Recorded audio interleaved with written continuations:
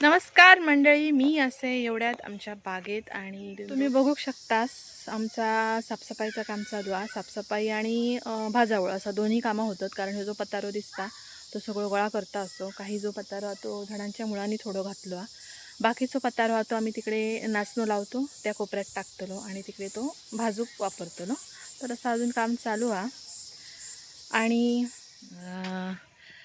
लोणचा केलं माहिती आहे तुमका, मागे तोरा गोळा केलं आहे शोधून शोधून फिरान आणि लोणचा बनवले. तर आमच्या बागेत पण या लोणच्याच्या आंब्याचा कलम असा.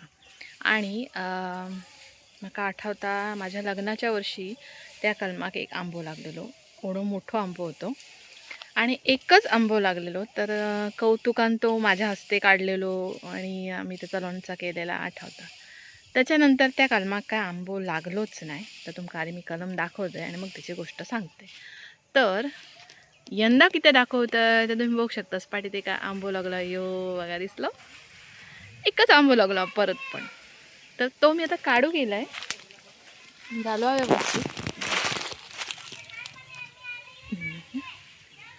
आणि मग तो अजून मोठं होईल असं वाटणार नाही, त्याच्यामुळे मी ते काढतले. कारण आता 2 दिवसात जर पाऊस पडलो तर तो खराब होऊन जातो. तर या आंब्याची गोष्ट सांगते तुमका. ह्या रोप ना आता किती वर्ष झाली माझ्या लग्नात, जवळजवळ 9-10 वर्ष होती ती.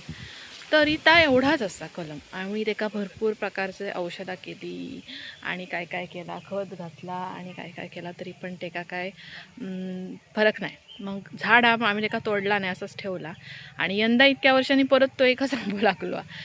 तर सांगूचा ह्या असा की कोणाक जर माहीत असत ह्याच्यात अजून काय की हे काय उपाय करूचो, ह्या लोणच्याच्या आंब्याचा कलम हा साध्या आंब्याचा नाही, मोठो होता आंबो त्याचो. जर व्यवस्थित कलम वाढला तर ह्यो आंबो जो असा त्या कलमाक आम्ही काय करूचा असा उपाय काय असतात तर नक्की कमेंटमध्ये सांगा.